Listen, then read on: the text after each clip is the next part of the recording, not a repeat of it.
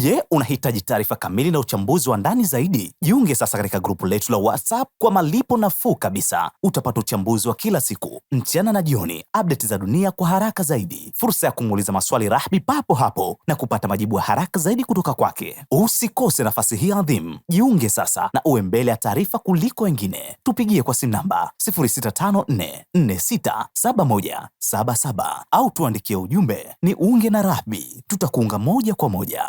Nadhani niliulizwa hili swali, kwa nini? Nadhani nilikuwa nikizungumza na chombo gani cha habari? Yes, nadhani nilikuwa ni DW wiki hii iliyomalizika, kuwa kwa nini dunia nzima yani ni kama imesimama kwa ajili ya hili swala la Irani. Bila shaka niliwaeleza wakati huo kuwa unajua mgogoro kama wa Venezuela ulikuwa ni mgogoro, unaweza kusema haukuwa ungeleta madhara makubwa duniani. Lakini mgogoro wa Irani ni mgogoro ambao unakupa jibu kuwa madhara yake ni makubwa, kijiografia, kieneo, uwezo na kila kitu. Lakini hata washirika ambao huenda wakajikuta wapo katikati ya mgogoro wanasababisha mgogoro uwe mkubwa zaidi. Kwa hiyo yote inaleta picha inayoonyesha kuwa hili swala ni kubwa ambalo ulimwengu utaendelea kulijadili kwa kiwango kikubwa sana. Channel 12 ya Israeli iliandika jana ikasema kuwa waziri mkuu wa Israeli Netanyahu wakati anakwenda ofisi ya White House ilibidi atumie mlango wa nyuma kwa dharura, atumie mlango wa nyuma kwa sababu ile mlango mkubwa nje kule kulikuwa kumefurika, maandamano makubwa yamejaa ya watu wakimshinikiza huyu mtu hafai kuwa hapa. Maandamano makubwa sana. Haya ni mabadiliko makubwa sana ambayo mimi nimewahi kuwaeleza. Na haya mabadiliko ndio sababu kubwa inayofanya hawa washirika wa AIPAC pamoja na Netanyahu na washirika wengine wamekandamiza mguu. Unajua ile speed unakwenda nayo kwa sababu wanafahamu kabisa time is running out kwa wao. Nilisema mazungumzo ya jana kuwa muunganiko pekee wa Amerika na Israel ni wa kisiasa. Sasa tayari alert inawaonyesha kuwa hapa si muda mrefu sana hatukaribishwi hapa. Hapa kuna muda mfupi sana tutaondoka hapa. Kwa sababu kama alivyowahi kuzungumza Donald Trump mwaka jana alivyokuwa anaongea na vyombo vya habari, akasema kuwa Israel inaweza ikashinda vita ya Gaza. Vita kama vita ya kuua, kufanya nini, hiyo anaweza akashinda. Lakini wakati wao wanashinda hilo wanapoteza global. Alisema kuwa wanaipoteza dunia. Yani ushawishi wao unapotea duniani. Lakini katika maneno ambayo Donald Trump alizungumza zaidi alisema kuwa zamani hapa Marekani ilikuwa ni vigumu sana kuona mtu anaweza kuikosoa Israeli moja kwa moja kwa sababu walikuwa una ushawishi mkubwa wa kila sehemu. Anasema leo hii hata ndani ya kuna maseneta wanakosoa Israeli, ni kitu ambacho hakingetokea kabisa kwa miaka ya nyuma. Alizungumza Donald Trump kuwa ni kitu ambacho hakiwezekani, kisingeweza kutokea. Kwa hiyo kuna mabadiliko makubwa sana ambayo yanaelekea Marekani, ambako ndio unaweza kusema kuwa kivuli pekee cha Israeli ni Marekani. Marekani ndio anamkinga Israeli kwenye kila kitu. Atamfadhili silaha, anamfadhili fedha, anamfadhili ulinzi, anamfadhili nguvu, anamfadhili diplomatic, anamfadhili kila sehemu, amemfadhili yeye. Kwa hiyo nguvu pekee ya Israeli iko Marekani. Sasa kama kuna mabadiliko makubwa yanaanza kutokea Marekani, hii ni ishara gani? Ni ishara ya kuwa time is running out. Kwa hiyo kama time is running out kwao, tunafanyaje ili tuangalau, kwa sababu naweza kusema kama project yao bado iko katikati.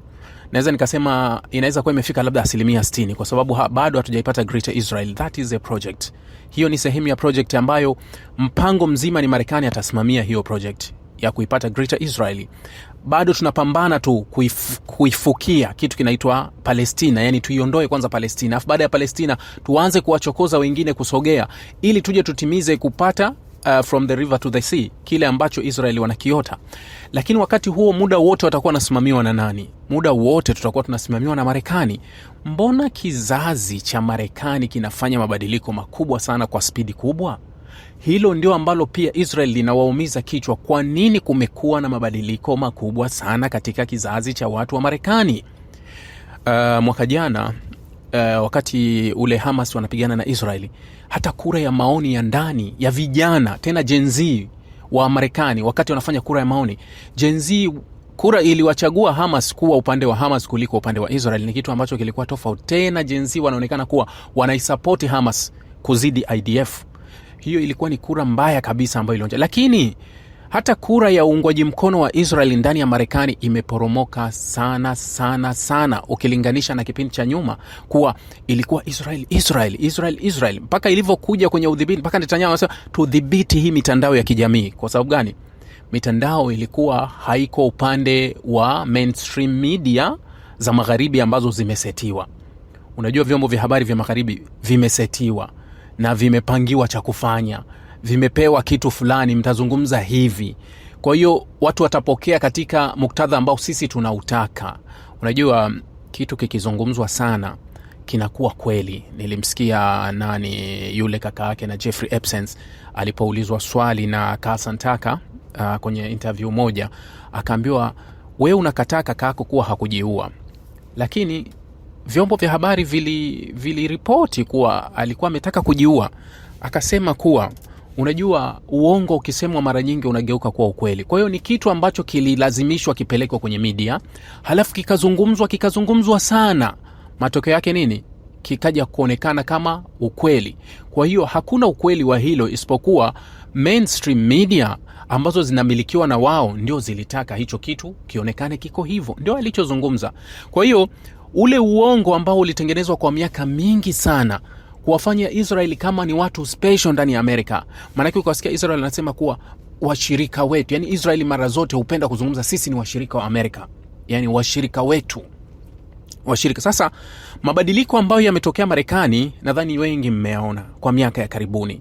Mabadiliko makubwa kabisa. Upinzani dhidi ya Israeli umekuwa wazi, na watu ambao wamekuwa wakifanya upinzani dhidi ya Israeli wamekuwa wakiungwa mkono kwa hali ya juu.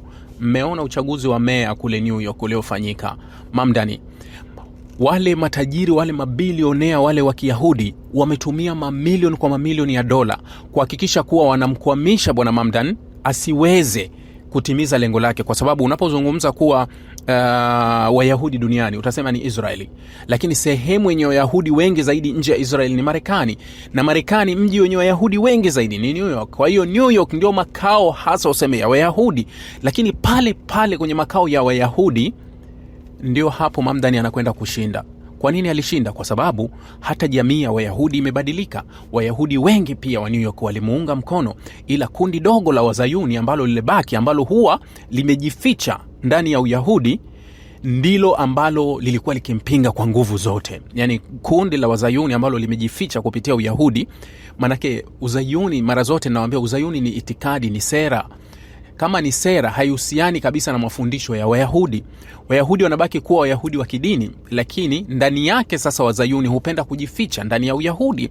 Sasa hawa Wazayuni walitumia nguvu zote kuhakikisha kuwa wamkwamishe Mamdani asiweze kufika kokote, lakini nini? Mamdani alishinda. Haya ni mabadiliko makubwa ya sera ndani ya Marekani. Sasa hili Waisraeli kila wakilichungulia wanaliona kuwa linakuja kwa kasi sana. Kama linakuja kwa kasi, tutaponea wapi? Kwa sababu malengo yetu hayajatimia. Huenda tuko kwenye loading ya 60% au tuko kwenye loading ya 55%. Hata kama tuna loading ya 70%, hatujafika bado pale tunapopakusudia kufika. Tunafanyaje? Ndio maana unaona kuwa nguvu kubwa inasukumwa kwa hivi sasa kuwa jamani, muda tulio nao umebaki kidogo sana. Kwa hiyo tunapaswa kuutumia huu muda ili tuhakikishe tunaweza kutimiza malengo yetu kamili. Ndio maana unamuona sasa Waziri Mkuu Netanyahu anapita kwenda ikulu ya White House, ambayo miaka ya nyuma angepita kwa vigeregere na kushangiliwa na kupeperushiwa bendera za Israeli barabarani, wakati anaingia kwa kile ambacho kinakuwa tunaendelea na vita yetu ya magaidi. Kwa sababu hiyo ndio kilikuwa kinasomwa kuwa yale magaidi, Hamas magaidi. Yani leo hii unajua dunia ya leo bana, huwezi kudanganya mtu. Zamani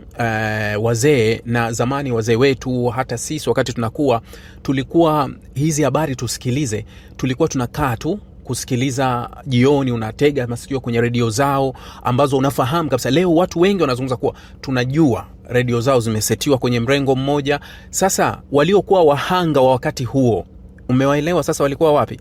Leo hii kuna nadharia zinachorwa na picha zinachorwa kwa watu au watawala waliokuwa wakati huo kuonekana kuwa walikuwa watawala wabaya sana, walikuwa madikteta, walikuwa watawala gani? Yani kwa sababu media zao pekee ndio zilikuwa zikitupasha habari, na habari zilikuwa zile kwenye mrengo wa kwao wanaochora. Sasa hivi tuna uwezo wa kutofautisha kile kinachosemwa na hiki, kwa sababu tuna vyanzo vingi na tunaona vingi, kwa sababu unabaki kwenye kile kitu ambacho unaweza kusema tuko kwenye ulimwengu ulio huru sana, ambao hata wewe ukinilazimisha hii ni blue, mimi nitaona kuwa ni green, wewe umeona blue ni blue. Ni kama vile nilikuwa nikimsikia yule mchambuzi William Scott alikuwa akihojiwa kuhusu ile 12 days war ya mwaka jana kati ya Iran na Israeli. Mwanzo anasema kuwa kama kuna mtu anaamini kuwa Israeli alishinda ile vita, basi akili yake itazamwe upya. Anachokisema yeye William Scott kuwa Israeli walichofanikiwa kwenye hilo ilikuwa ni mashambulizi ya kwanza ya kuvizia. Yeye alisema mashambulizi ya hila, yani yale ya kuvizia, kuwa unaanza tatata unamchachafya. Mnakumbuka wakati Israeli anataka kuingia kwenye vita na Hezbollah mwaka jana, kwa sababu alianza kwanza kulipua zile pages. Unajua zile pages, zile radio call, zile pages zilivyolipuka ziliwavuruga kabisa Hezbollah. Halafu akafatisha kuanza kuwalenga viongozi wa ngazi za juu wa Hezbollah walishapotea, yani walikuwa wamekwisha potea. Kama sio Irani kurudisha kisasi chake cha Promise 2 au 3, akakirudisha, akafanya mashambulizi makubwa sana ndani ya Israel wakati huo, akijibu anasema kuwa hii ni Promise 2 baada ya kifo cha Ismail Haniya. Kwa sababu Irani kama walikuwa wametulia, walikuwa hawataki tena, wanataka basi tutazungumza, huenda hili likasababisha tuondolewe vikwazo na nini, wakawa kama wameipotezea. Lakini walivyoona sasa washirika wao Hezbollah wameotewa na Israeli, halafu tayari wamepotea kwenye mstari, kwa sababu Hezbollah walikuwa wameshapotea, walipotea kabisa, hawalikuwa hawajui wanaenda wapi, kwa sababu wamelipua zile pages at that time. Bado wanajiuliza, Israeli ikafanya mashambulizi makubwa, ikaanza kuua viongozi wao wa ngazi za juu, wakakosa, mbele kawa giza. Baada ya pale Irani akaona kabisa bila kutia mkono wangu hawa wamepotea. Irani akafanya mashambulizi Israeli makubwa sana ambayo yaliamsha ari na nguvu. Hezbollah wakageuka, wakarudi kwenye njia yao, wakasema yes tumerudi, na ndio wakaanzisha vurugu kubwa mpaka vita ikawa yani ilikuwa ni mpango wa Irani kuwahuisha proxy wao. Sasa William Scott anachokisema, anasema kama unaamini 12 days war Israel alishinda ile vita, basi unatakiwa ufikirie vizuri kuwa, anasema nje ya shambulizi la hila ambalo alikwenda kuua baadhi ya viongozi wakubwa, baada ya pale siku baada ya siku aliyekuwa akidhofika alikuwa ni Israeli, isipokuwa Irani alikuwa anakuja juu zaidi, na mpaka mwisho ilifikia kuwa Irani walikuwa wanaweza kutarget popote wanapojisikia ndani ya Israeli. Yani makombora ya Irani yalikuwa yanaweza kupiga kokote walipokuwa wanajisikia. Nakumbuka katika ile inaitwa shambulizi la hila hapo mwanzoni hilo kati Israel walifanya ile 12 days war, ni katika siku ambao nilipokea simu za wafuasi wa upande wa Irani wakiwa na majonzi sana. Yani messages zilikuwa za kutosha, kila mmoja alisema mzee wangu Rahbi Senior alinipigia akaniambia hivi, kama itachukua, nakumbuka ananiambia, kama itachukua 24 hours Irani hawajafanya majibu ya kile kilichotokea, kama itawachukua 24 hours, yani Irani hawajafanya majibu, basi wamepotea jumla. Nakumbuka kauli yake, akaniambia yani kama wakipitisha Irani saa 24 hawajafanya majibu kwa kile kilichofanywa na Israeli, basi Irani wameshindwa hii vita. Nikamwambia waacha muda utatupa majibu. Na kweli Irani hawakuchukua hata hizo saa, then 12 hours jioni yake walifanya maonyesho makubwa sana kwa kushambulia, ikawa ile wakarudi kwenye ile njia. Kwa hiyo unaweza ukaona kuwa walirejea kwenye vita. Sasa hivi vitu tunaviona wapi? Tunaviona kwa sababu kuna vyombo huru. Tunaviona kwa sababu ulimwengu wa sasa sio wa zamani. Tunaviona kwa sababu dunia iko hivyo, sio, hatuishi kwenye zile zama ambazo kuwa mlikuwa mnapewa ile 6 days war, Israel kapigana na nchi 6 za Kiarabu, kazipiga zote kwa pamoja, kafanya nini. Ukiingia kule Wikipedia yote na yani kule ndio kuna ile operation, unajua ile operation Entebbe ambayo imeandikwa kule nadharia. Operation Entebbe ilitokea Uganda, kikosi maalum cha Israel, na imetengenezwa baadhi ya documentaries, zimetengenezwa baadhi ya vitu vimetengenezwa kwa ajili ya kitu kama hicho, kama ilikuwa ni Operation Entebbe ambayo Israel waliifanya ndani ya Uganda kuokoa Wayahudi ambao walikuwa wameshikiliwa wakati huo na Idi Amin, ambapo wanatajwa walisafiri na ndege wakatua. Sasa hebu ichukulie kile unachokisoma kutoka Operation Entebbe, halafu nenda kakichukulie kilichokuwa Gaza. Yani Israeli waliweza kutoka Israeli wakaenda Uganda, wakafanya operation kubwa, wakawaokoa watu wote, wakarudi nao katika operation ya hatari kabisa pamoja, lakini walishindwa kuokoa mateka 250 waliokuwa katika eneo ambalo wamelizingira miaka 16, eneo ambalo wanalipiga picha kuliko eneo lolote, eneo ambalo kila kinachoingia na kutoka wanakiona. Sio mjusi anaingia wala ndege anaingia, wanajua ameingia wapi. Eneo ambalo wamejaza kamera kona zote, eneo ambalo wanalinda mipaka yote, eneo ambalo linapigwa picha nyingi zaidi kuliko eneo lolote duniani, hilo la Gaza. Lakini walishindwa kuwachukua mateka wao wala kuokoa mateka wao. Kwa hiyo unaweza ukarudi kwenye nadharia na hadithi ile ya kuwa Operation Entebbe was real. Hebu jiulize mara 3 kuwa ilikuwa ni halisi au ilikuwa Operation Entebbe ya ipi? Ni kile ambacho tumeandikiwa kwenye vitabu vyetu vya shule kuwa wavumbuzi wa ziwa Victoria ni fulani na fulani ndio aliona mlima Kilimanjaro, manake hapa kuwa na wakazi wote wamekaa, na sisi tunasoma kwa kukariri kuwa fulani ndio alivumbua kitu fulani, hali ya kuwa kuna jamii za watu zilikuwa pale. Ndio kile unaweza ukachukua, ndio hayo masomo ambayo tumekuwa tukiyasoma. Sasa nimekuwa nikiwa challenge kitu kimoja tu, kuwa nenda huko mitandaoni kaandike kuwa 12 days war Israel kapigana na nani, utaona inaeditiwa kila siku. Maana yake hivi sasa watu tulikuwepo, tunaona, sisi ni waumini wa kile tunakiona. Unajua mara kadhaa nimekuwa nikisema mimi mmoja wa watu wanaoamini sana wanachokiona. Mimi si muumini wa kuambiwa kile tunachokiona. In 12 days war juzi tulichokiona sio Israel alipigana, tuliona Israel na washirika wake, kwa sababu walikuwepo wote, Uingereza, Ufaransa, Ujerumani, Marekani, nani wote hadi washirika wa Kiarabu walishiriki wote. Lakini vizazi vyetu huko mbele kila siku nasema vitakuja kusoma hadithi iliyotengenezwa kuwa Israel alipigana vita ya siku 12.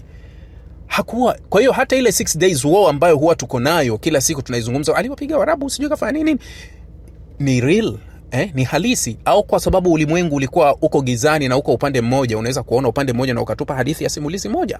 Ndio hiyo ambao sisi wote tunaiona na kuisoma wote, na tukae tuishi kwenye hayo maisha.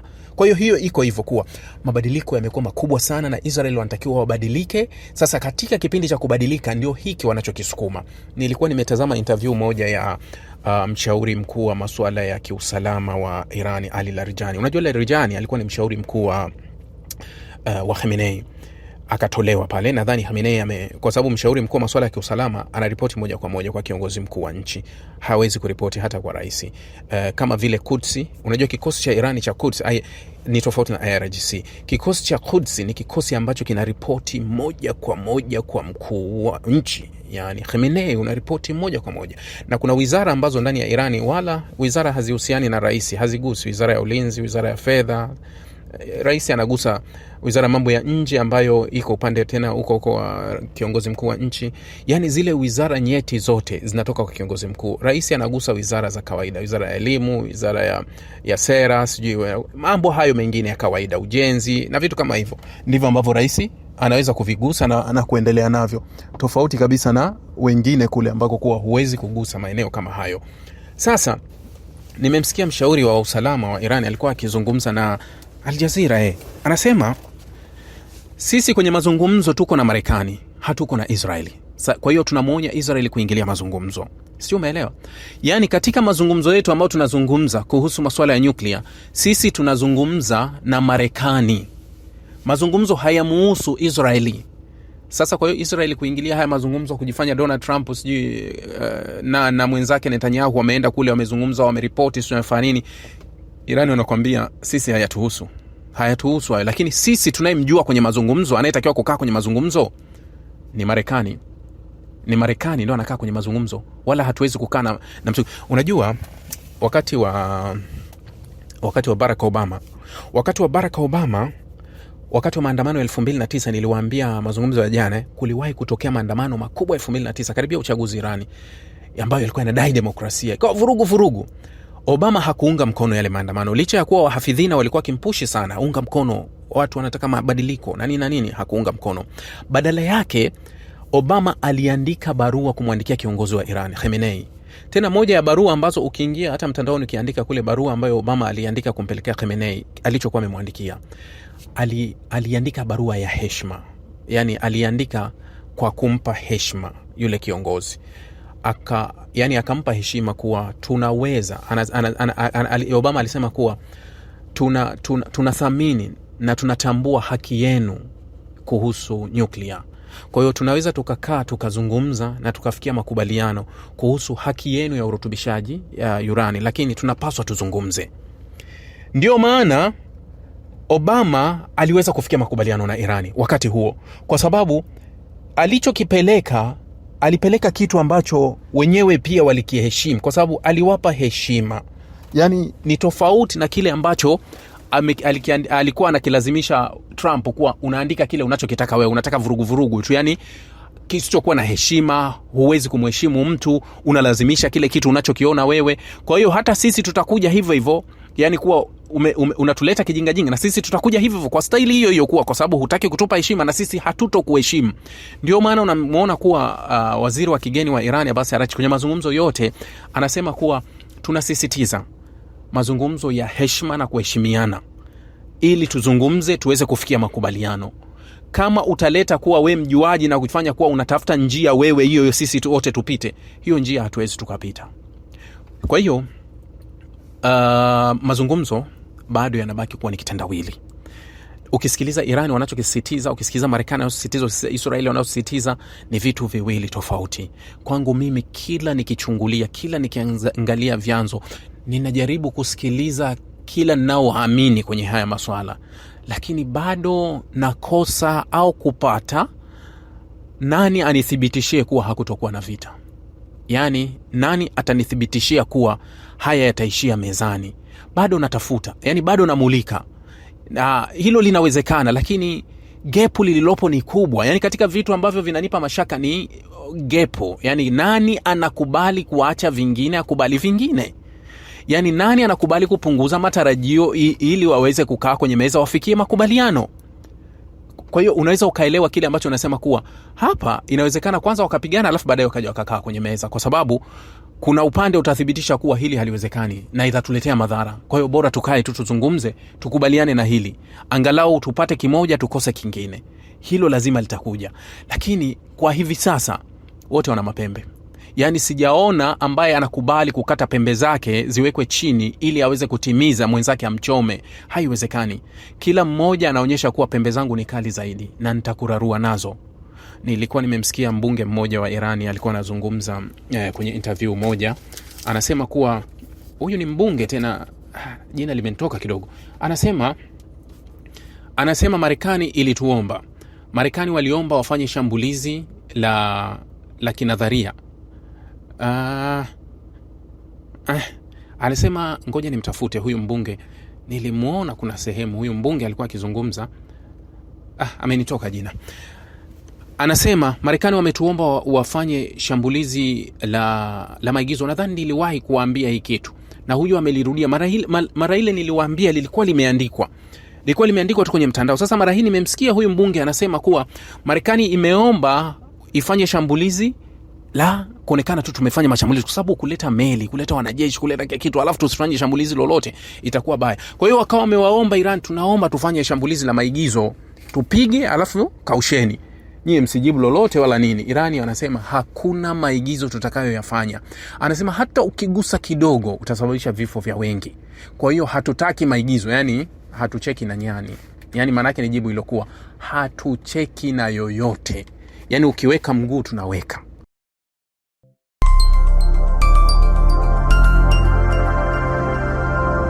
Rahby Digital, haki na ukweli.